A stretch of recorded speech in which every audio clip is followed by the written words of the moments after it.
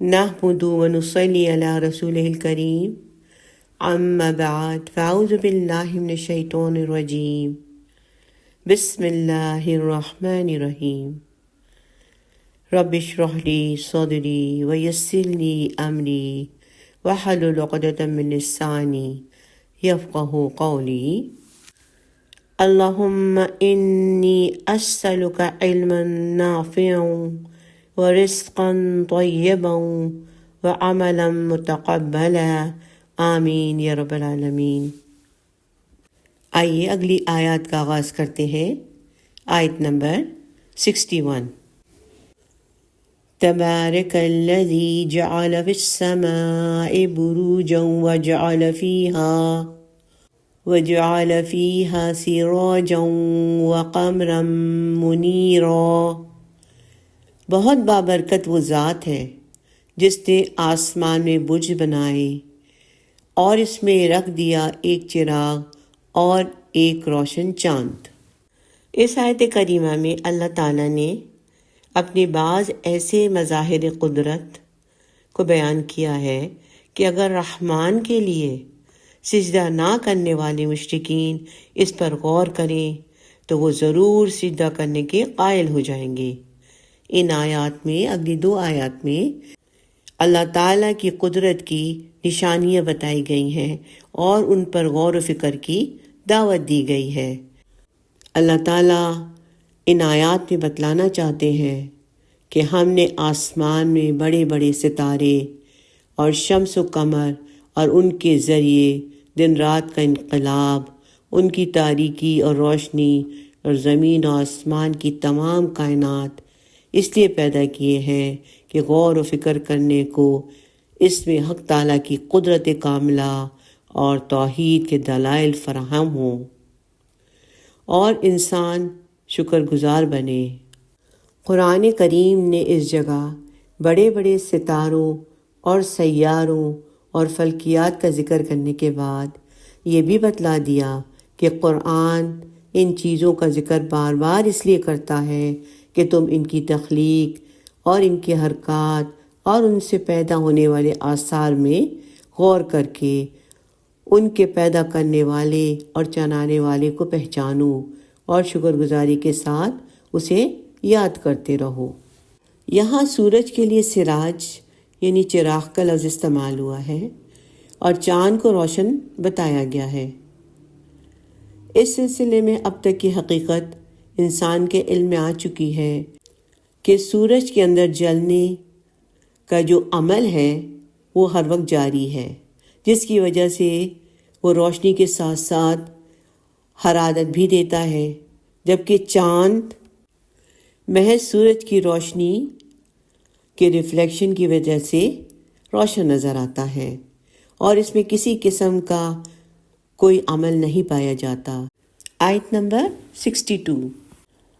وَهُوَ الَّذِي جَعَلَ اللَّيْلَ وَالنَّهَارَ خِلْفَةً لِمَنْ أَرَادَ أَنْ يَذَّكَّرَ أَوْ أَرَادَ شُكُورًا۔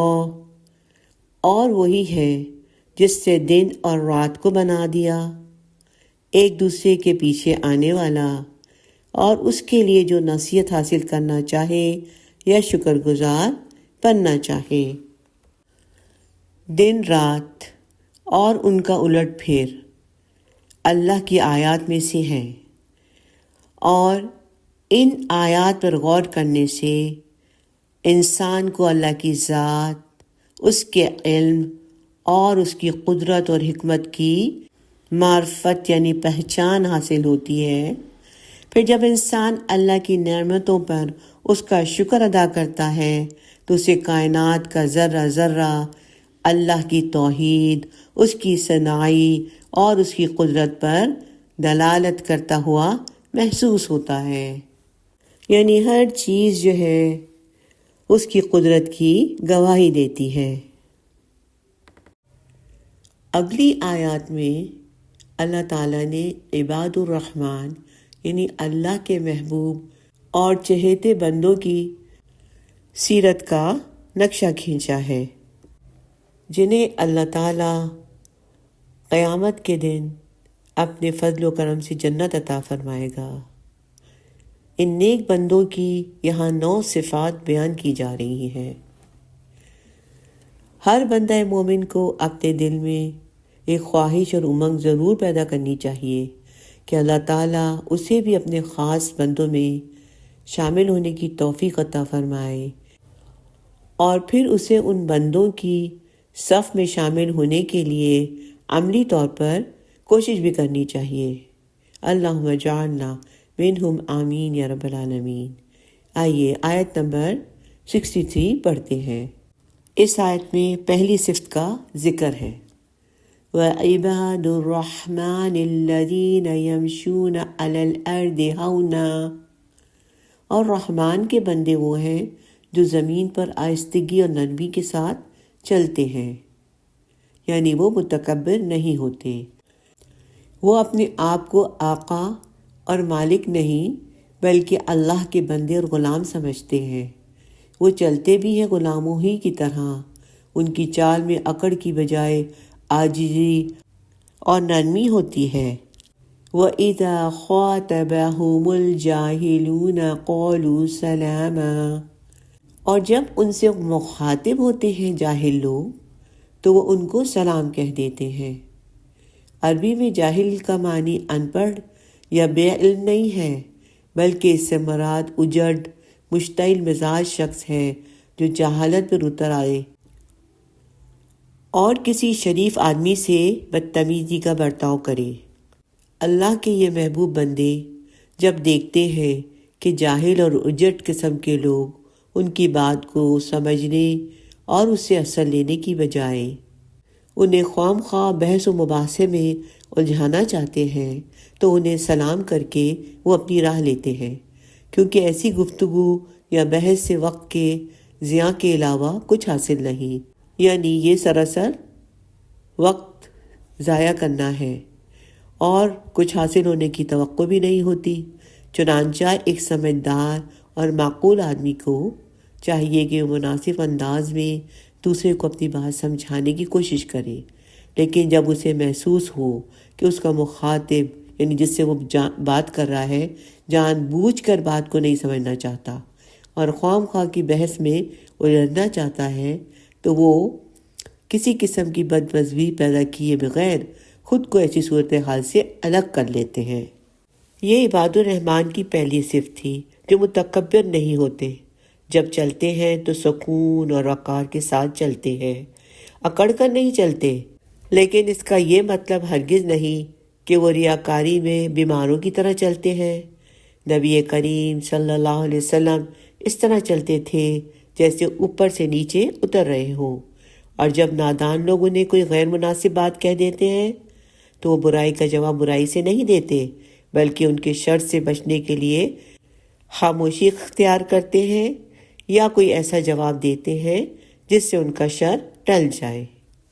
آیت نمبر 64، وَالَّذِينَ يَبِيتُونَ لِرَبِّهِمْ سُجَّدًا وَقِيَامًا، اور وہ لوگ راتیں بسر کرتے ہیں اپنے رب کے حضور سجدے اور قیام کرتے ہوئے۔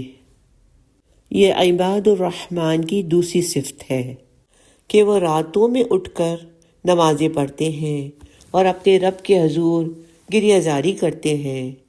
سورہ زاریات آیت نمبر 17 اور 18 میں اللہ فرماتے ہیں، وہ لوگ راتوں کو کم سوتے تھے اور صبح کے وقت اللہ کی مغفرت مانگتے تھے۔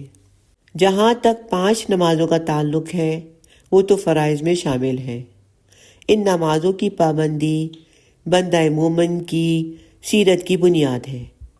چنانچہ سورہ المومنون کے آغاز میں جب بندہ مومن کے کردار پر بات ہوئی تو وہاں نماز پنجگانہ کی محافظت کا ذکر کیا گیا، یعنی اس کی حفاظت کا ذکر کیا گیا۔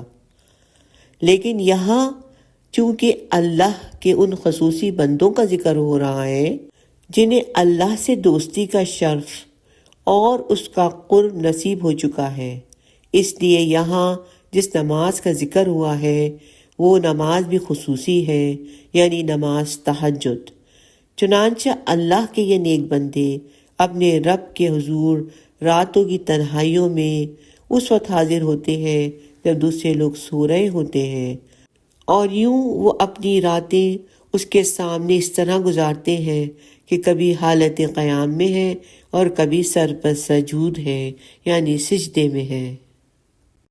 آیت نمبر 65۔ والذین یقولون ربنا اصرف عنا عذاب جہنم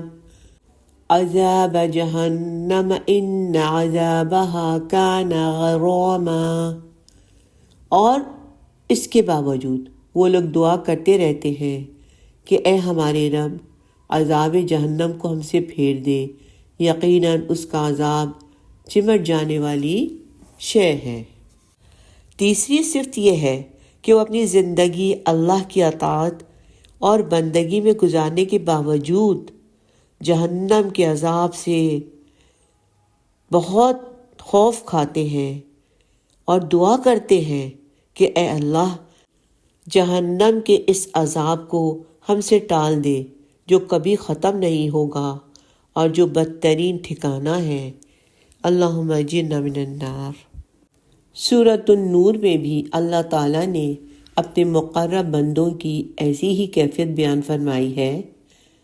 آیت نمبر 37 میں کہ وہ ڈرتے رہتے ہیں اس دن کے خیال سے جس میں دل اور نگاہیں الٹ دیے جائیں گے، یعنی قیامت کے دن سے۔ اگرچہ وہ اپنی ہر مصروفیت پر اللہ کے ذکر کو ترجیح دیتے ہیں اور ہر حال میں نماز قائم کرتے ہیں، مگر اس سب کچھ کے باوجود بھی وہ آخرت کے حساب کے خوف سے لرزاں اور ترساں رہتے ہیں۔ آیت نمبر 66۔ انہا ساءت مستقرا ومقاما، یقیناً وہ بہت بری جگہ ہے مستقل ٹھکانے کے لیے بھی اور عارضی قیام کے لیے بھی۔ دنیا میں عام طور پر انسانی طبیعت کا مزاج یہ ہے کہ وہ ہر دم تبدیلی چاہتا ہے۔ تبدیلی کے طور پر وہ تھوڑی دیر کے لیے بری سے بری جگہ پر بھی تفریح محسوس کرتا ہے، اور اگر اسے اچھے سے اچھی جگہ پر بھی مستقل رہنا پڑے تو وہاں اسے بہت جلد اکتاہٹ اور بوریت محسوس ہونے لگتی ہے۔ اس کے برعکس جنت اور جہنم کی کیفیت یکسر مختلف ہے، یعنی بالکل مختلف ہے۔ قرآن کریم کے مطابق جنت ایسی پرکشش جگہ ہے کہ وہاں مستقل رہنے کے باوجود اہل جنت کو اس کی دلچسپیوں اور رعنائیوں میں ذرہ برابر بھی کمی محسوس نہیں ہوگی، اور جہنم میں اگر کوئی انسان ایک لمحے کے لیے بھی چلا گیا تو وہ اپنی ساری سختیاں اس پر اسی ایک لمحے میں ظاہر کر دے گی۔ آیت نمبر 67۔ والذین اذا انفقوا لم يسرفوا وَلَمْ يَقْتُرُوا وَكَانَ بَيْنَ ذَلِكَ قَوَامًا، اور وہ لوگ کہ جب وہ خرچ کرتے ہیں نہ تو اسراف کرتے ہیں نہ بخل سے کام لیتے ہیں، بلکہ ان کا معاملہ اس کے بین بین یعنی معتدل ہوتا ہے۔ اگرچہ کسی بھی معاملے میں اعتدال قائم رکھنا دنیا کا مشکل ترین کام ہے، مگر اللہ کے ان بندوں کی سیرت ایسی پختہ اور میچور ہے کہ انہیں اپنے اخراجات کے اندر اعتدال اور توازن قائم رکھنے میں مشکل پیش نہیں آتی۔ یہ اللہ کے نیک بندوں کی چوتھی صفت ہے کہ وہ مال خرچ کرنے میں اعتدال کی راہ اختیار کرتے ہیں، نہ تو فضول خرچی کرتے ہیں، نہ ہی بخل کی وجہ سے اپنی ذات کو اور اپنے اہل و عیال کو تنگی میں ڈالتے ہیں۔ اللہ تعالیٰ نے اپنے رسول صلی اللہ علیہ وسلم کو سورہ بنی اسرائیل آیت نمبر 29 میں اسی میانہ روی کا حکم دیا ہے۔ آپ اپنے ہاتھ اپنی گردن سے بندھا ہوا نہ رکھیے، نہ اسے بالکل کھول دیجیے کہ پھر آپ ملامت کیا ہوا ماندہ بیٹھ جائیے، اور نبی کریم صلی اللہ علیہ وسلم نے فرمایا ہے آدمی کے سمجھدار ہونے کی دلیل یہ ہے کہ وہ اپنے اخراجات میں میانہ روی اختیار کرے۔ نیز فرمایا جو میانہ روی اختیار کرے گا وہ محتاج نہیں ہوگا۔ آیت نمبر 68 وَالَّذِينَ لَا يَدْعُونَ مَعَ اللَّهِ إِلَٰهًا آخَرَ، اور وہ لوگ نہیں پکارتے اللہ کے ساتھ کسی اور معبود کو۔ عباد الرحمن کی 5ویں صفت یہ ہے کہ وہ اللہ کے سوا کسی اور کو اپنا معبود نہیں جانتے ہیں اور اس کے سوا کسی کی عبادت نہیں کرتے ہیں۔ وَلَا يَقْتُلُونَ النَّفْسَ الَّتِي حَرَّمَ اللَّهُ إِلَّا بِالْحَقِّ وَلَا يَزْنُونَ، اور نہ ہی قتل کرتے ہیں کسی جان کو جس کو اللہ نے محترم ٹھہرایا ہے مگر حق کے ساتھ، اور نہ ہی کبھی وہ زنا کرتے ہیں۔ 6ٹھی صفت یہ ہے کہ وہ کسی بے گناہ کو قتل نہیں کرتے۔ اس آیت میں حق سے مراد وہ قانونی صورتیں ہیں جن صورتوں میں کسی انسان کی جان لی جا سکتی ہے، یعنی قتل کے بدلے میں قتل، مرتد کا قتل اور شادی شدہ زانی کا رجم۔ اس آیت میں 3 کبیرہ گناہوں کا ذکر ہوا ہے: شرک، قتل ناحق اور زنا۔ شرک کے بارے میں تو اللہ تعالیٰ نے قرآن کریم میں 2 دفعہ فرما دیا کہ مشرک کو ہرگز معاف نہیں کیا جائے گا، اور قتل ایسا بھیانک گناہ ہے اور جرم بھی ہے جس سے تمدن کی جڑ کٹ جاتی ہے، جبکہ زنا سے معاشرے میں گندگی کا ڈھیر بن جاتا ہے۔ اللہ تعالیٰ نے سورۃ النساء میں ایسے کبیرہ گناہوں سے بچنے والوں کے لیے چھوٹے گناہوں سے معافی کی خوشخبری سنائی ہے۔ آیت نمبر 31 اگر تم لوگ بچتے رہو کبیرہ گناہوں سے جن سے تمہیں منع کیا گیا ہے تو ہم تمہارے چھوٹے گناہ بخش دیں گے اور تمہیں عزت والی جگہ میں داخل کریں گے۔ آگے ہے وَمَن يَفْعَلْ ذَلِكَ يَلْقَ أَثَامًا، اور جو کوئی بھی یہ کام کرے گا وہ اس کی سزا کو حاصل کر کے رہے گا، یعنی جو بھی یہ کام کرے گا اللہ تعالیٰ اس کو سزا دے گا۔ آیت نمبر 69 يُضَاعَفْ لَهُ الْعَذَابُ يَوْمَ الْقِيَامَةِ وَيَخْلُدْ فِيهِ مُهَانًا، قیامت کے دن اس کا عذاب دگنا کر دیا جائے گا اور وہ اس میں ہمیشہ رہے گا، ہمیشہ ہمیش ذلیل ہو کر۔ کوئی گناہ کرے گا وہ عذاب پائے گا، قیامت کے دن اس کا عذاب دگنا کر دیا جائے گا اور ذلت اور رسوائی کے ساتھ ہمیشہ اسی عذاب میں رہے گا۔ اس آیت سے یہ واضح ہوتا ہے کہ قیامت کے دن سے پہلے مجرمین عذاب جھیل رہے ہوں گے، اور یقیناً اس عذاب سے عذاب قبر یا عذاب برزخ ہی مراد ہے۔ بہرحال احادیث میں عذاب قبر کے بارے میں بہت سی تفصیلات ملتی ہیں۔ حضور صلی اللہ علیہ وسلم کا فرمان ہے کہ قبر جہنم کے گھڑوں میں سے ایک گھڑا ہے یا جنت کے باغیچوں میں سے ایک باغیچہ ہے، اور یہ قبر میں یا تو جنت کی کھڑکی کھول دی جاتی ہے جہاں سے ٹھنڈی ہوا اور خوشبو آتی ہے، یا پھر دوزخ کی کھڑکی کھول دی جاتی ہے جس سے آگ کی لپٹ اور لو آتی ہے۔ اللہم لا تجعلنا منہم۔ اللہم انا نسألک جنت الفردوس۔ آمین۔ آیت نمبر 70 إِلَّا مَن تَابَ وَآمَنَ وَعَمِلَ عَمَلًا صَالِحًا، سوائے اس کے جس نے توبہ کی اور ایمان لایا اور اس نے نیک عمل کیے۔ گویا جو شخص اس طرح کے کبیرہ گناہوں میں ملوث ہوتا ہے اگرچہ قانوناً اس کا شمار کافروں میں تو نہیں ہوتا، مگر حقیقی ایمان اس کے دل سے نکل جاتا ہے۔ اس لیے یہاں توبہ کے بعد ایمان کی شرط بھی ہے۔ چنانچہ ایسے شخص کی توبہ دراصل اثر نو ایمان لانے کے برابر ہے۔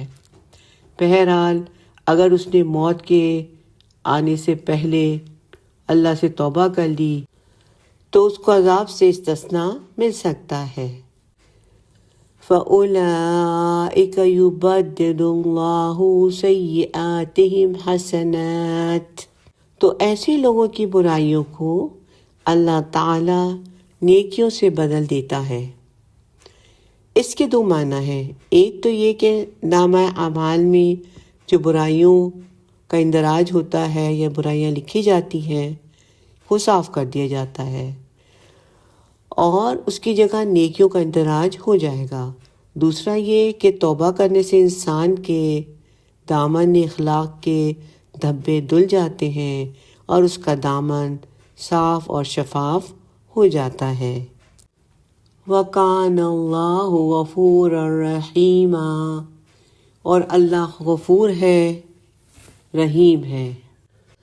اس آیت میں اللہ تعالیٰ نے اس ہمیشہ کے عذاب سے ان لوگوں کو مستثنی قرار دیا ہے جو صدق کے دل سے توبہ کرتے ہیں، اللہ، رسول، آخرت اور دین اسلام پر ایمان لاتے ہیں اور اسلام کے فرائض جو 5 فرائض ہیں ان کی پابندی کریں گے تو اللہ تعالیٰ نے ایسے لوگوں سے وعدہ کیا ہے کہ وہ ان کے گناہوں کو نیکیوں سے بدل دے گا، اس لیے کہ وہ بڑا مغفرت کرنے والا اور نہایت ہی مہربان ہے۔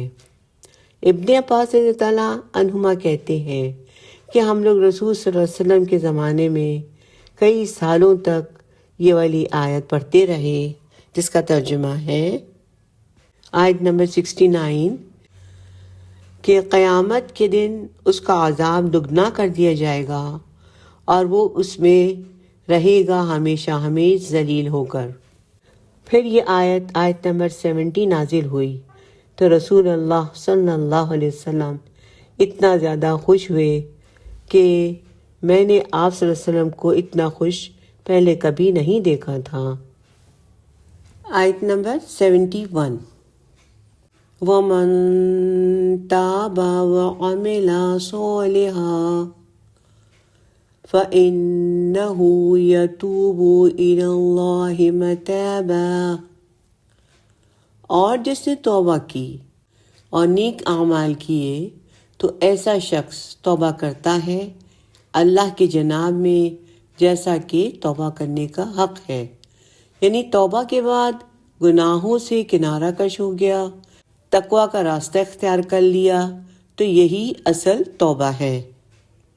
یعنی اللہ تعالیٰ کے نزدیک وہی توبہ قابل اعتبار ہوگی جس کے بعد آدمی گناہوں سے بالکل دور ہو جائے، اس پر نادم ہو اور عمل صالح کے ذریعے اپنے صدق کے دل سے توبہ کی دلیل فراہم کرے، یعنی پھر اس کے اعمال بھی اپنی توبہ کے مطابق ہی ہوں، وہ نیکی کا راستہ اپنانے کی پوری کوشش کرے۔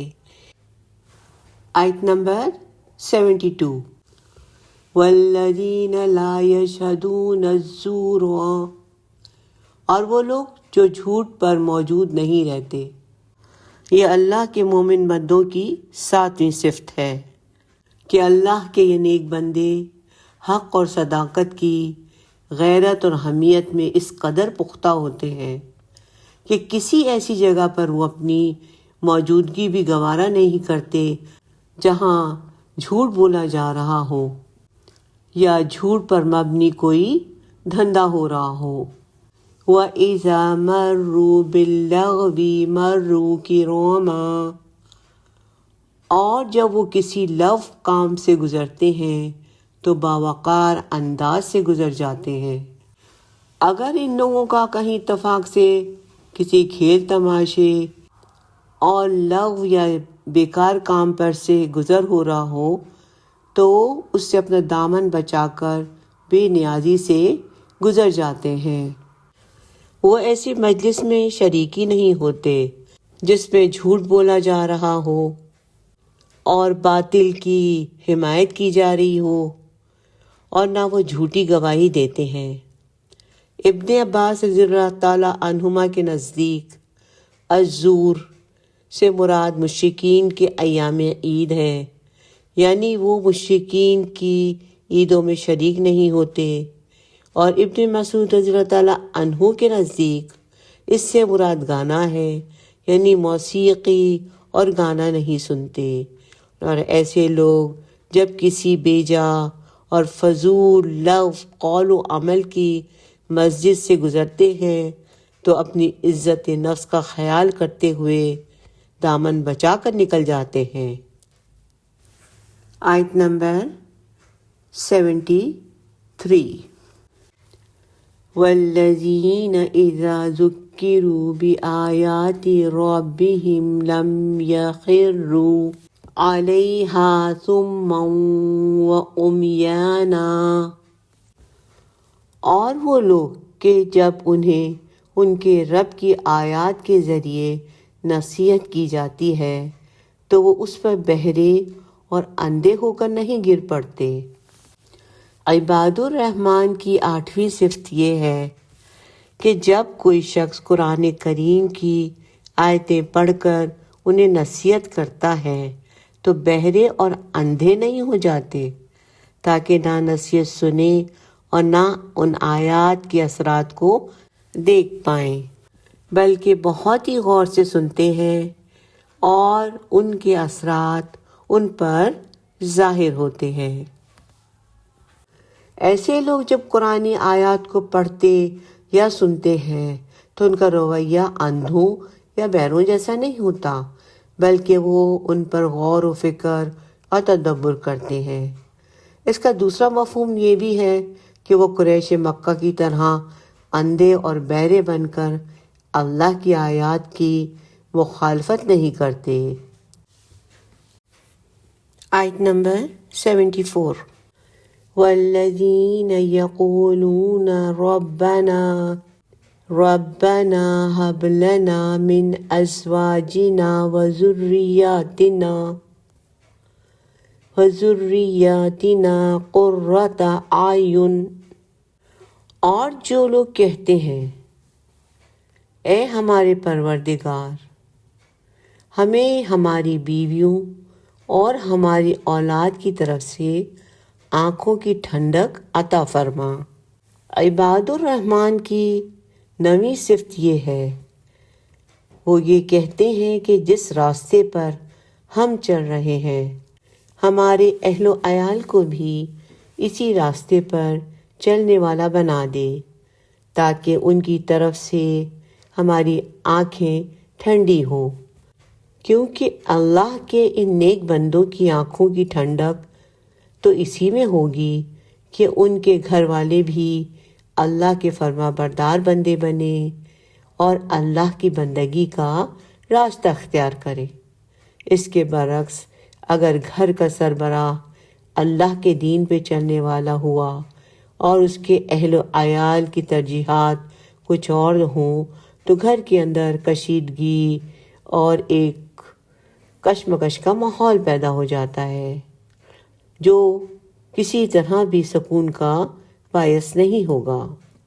آگے فرمایا وَاجْعَلْنَا لِلْمُتَّقِينَ إِمَامًا، اور ہمیں متقیوں کا امام بنا دے۔ وہ یہ بھی دعا کرتے ہیں کہ اے ہمارے رب ہمیں بھلائی کے کاموں میں لوگوں کا پیشوا اور سردار بنا دے، یعنی ہمیں اور ہماری اولاد کو بھلائی کے کاموں کی توفیق دے اور ہمیں سردار بھی بنا دے تاکہ لوگ خیر و صلاح کے کاموں میں ہماری اتباع کریں۔ علماء کہتے ہیں کہ دینی امور میں بھلائی کے کاموں کے لیے سرداری طلب کرنا واجب ہے، چنانچہ گھر کے سربراہ کی دعا اور خواہش ہونی چاہیے کہ اللہ تعالیٰ اس کے اہل و عیال کو بھی متقی بنا دے۔ اور اس امامت کا ایک اور پہلو بھی ہے، وہ یہ کہ میدان محشر میں ہر انسان کے اہل و عیال اور اس کی نسل کے لوگ اس کے پیچھے چل رہے ہوں گے۔ عباد الرحمن کی یہ دعا اس لحاظ سے بھی برمحل ہے کہ اے اللہ، میدان حشر میں ہم جن لوگوں کے سربراہ یا لیڈر بنے ان کو بھی نیک اور پرہیزگار بنا دیں، تاکہ وہ لوگ بھی ہمارے ساتھ جنت میں داخل ہو کر ہماری خوشی اور اطمینان کا باعث بنے۔ ایسا نہ ہو کہ ہمارے پیچھے آنے والی نسلوں کے لوگ جہنم کے مستحق ٹھہریں۔ حضور صلی اللہ علیہ وسلم کا فرمان ہے کہ تم میں سے ہر شخص کی حیثیت ایک چرواہے کی سی ہے، اور تم میں سے ہر کوئی اپنی رعیت کے بارے میں جواب دہ ہوگا، یعنی جواب دینا ہوگا۔ اس لحاظ سے ہر آدمی کے اہل و عیال اس کی رعیت ہیں، اور اپنی اس رعیت کے بارے میں اس سے سوال ہوگا، چنانچہ ان کی ہدایت کے لیے اسے کوشش بھی کرنی چاہیے اور دعا بھی۔ آیت نمبر 75۔ اولئک یجزون الغرفۃ بما صبروا، یہ وہ لوگ ہیں جن کو ان کے صبر کی جزا میں بالا خانے ملیں گے۔ وَيُلَقَّوْنَ فِيهَا تَحِيَّةً وَسَلَامًا، اور ان میں اس کا استقبال کیا جائے گا دعاؤں اور سلام کے ساتھ۔ اللہ تعالیٰ دنیا میں بندوں کو آزماتا رہتا ہے۔ ایک نیک انسان کی زندگی میں ایسے بے شمار مواقع آتے ہیں کہ جب اس کے سامنے گناہ اور اللہ کی نافرمانی کا راستہ کھلا ہوتا ہے۔ یہ راستہ بے حد پرکشش بھی ہے اور آسان بھی۔ دوسری طرف نیکی اور اللہ کی فرما برداری کے راستے میں استقامت کے ساتھ چلنے کے لیے قدم قدم پر انسان کو صبر کرنا پڑتا ہے اور اپنی نفسانی خواہشات پر قابو رکھنا پڑتا ہے۔ اس لحاظ سے بندہ مومن کو پوری زندگی ہی صبر اور شکر سے گزارنا پڑتی ہے، چنانچہ اس کی اس صبر کا بدلہ اسے آخرت میں جنت اور اس کی نعمتوں کی صورت میں دیا جائے گا۔ اللہ کے جن نیک بندوں کے اندر یہ صفات پائی جائیں گی، ان سے ان کے رب نے یہ وعدہ کیا ہے کہ وہ انہیں جنت میں اعلیٰ مقام عطا فرمائے گا، اس لیے کہ انہوں نے اپنے رب کی بندگی کی راہ میں تمام تکالیف برداشت کرنا گوارا کی اور حق پر قائم رہے، یہاں تک کہ اپنی جانیں قربان کر دیں۔ اس جنت میں فرشتے انہیں مبارکبادی دیں گے اور ہمیشہ کے لیے امن اور سلامتی اور سعادت اور نیک بختی کا پیغام پہنچائیں گے۔ اللہ کے وہ نیک بندے اس جنت میں ہمیشہ کے لیے رہیں گے، اور وہ کیا ہی اچھی جگہ ہے رہائش کی جہاں وہاں رہنا نصیب ہوگا۔ وہ ہر قسم کی آفات پریشانیوں سے ہمیشہ کے لیے محفوظ ہو جائیں گے۔ اللہم اجعلنا منہم، آمین۔ آیت نمبر 76۔ خالدین فیہا حسنت مستقرا ومقاما، وہ اس میں ہمیشہ رہیں گے، وہ بہت ہی عمدہ جگہ ہے مستقل قیام کے لیے بھی اور تھوڑی دیر ٹھہرنے کے لیے بھی۔ گویا اللہ کے یہ نیک بندے عباد الرحمن ہمیشہ ہمیش اس جنت میں رہیں گے، اور وہ کتنی ہی اچھی جگہ ہے جہاں ان کو اللہ رہنا نصیب فرمائے گا۔ بے شک وہاں وہ ہر قسم کی پریشانی، آفات سے محفوظ خوشگوار زندگی گزاریں گے۔ سبحان اللہ، اللہم جعلنا منہم، آمین۔ آیت نمبر 77۔ قل ما يأبأ بكم ربي لولا دعاؤكم فقد كذبتم فسوف يكون لزاما۔ اے نبی صلی اللہ علیہ وسلم، آپ کفار قریش سے کہہ دیجئے، اگر تم میرے رب کی عبادت نہیں کرو گے تو وہ تمہاری پرواہ نہیں کرے گا، بس اب جب کہ تم نے رسول اور قرآن کی تکذیب کر دی ہے تو اس کی سزا تمہیں ضرور بھگتنی ہوگی۔ اللہ تعالیٰ نے اس آیت کریمہ میں یہ بیان فرمایا ہے کہ وہ جن اور انس کی بندگی کا محتاج نہیں ہے، اس لیے کہ وہ اپنی تمام مخلوقات سے بے نیاز ہے۔ اس نے بندوں کی بھلائی کے لیے ان کے حال پر رحم کرتے ہوئے انہیں اطاعت اور بندگی کا حکم دیا اور کفر اور شرک کی راہ چھوڑ کر توحید کی راہ پر گامزن ہونے کی دعوت دی۔ اس لیے جو لوگ اس کی دعوت کو ٹھکرائیں گے، اس کے رسول اور قرآن کی تکذیب کریں گے اور اس کے سوا غیروں کی عبادت کریں گے تو انہیں لازمی طور پر عذاب دیا جائے گا۔ مفسرین لکھتے ہیں کہ اس سے مراد میدان بدر میں کفار کا قتل کیا جانا اور باقی لوگوں کا گرفتار کیا جانا، بعض لوگوں نے اس سے قیامت کے دن کا عذاب مراد لیا ہے، یعنی ان کے لیے قیامت کا دن دائمی عذاب لکھ دیا گیا ہے۔ یہاں اس رکوع کا اختتام ہوا۔ الحمدللہ۔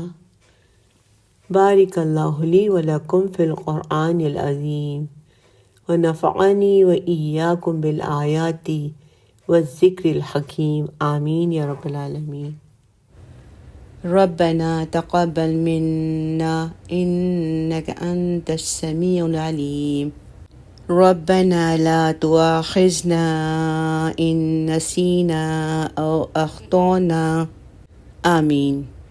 سبحانک اللہم وبحمدک نشہد ان لا الہ الا انت نستغفرک ونتوب الیک۔ السلام علیکم ورحمۃ اللہ وبرکاتہ۔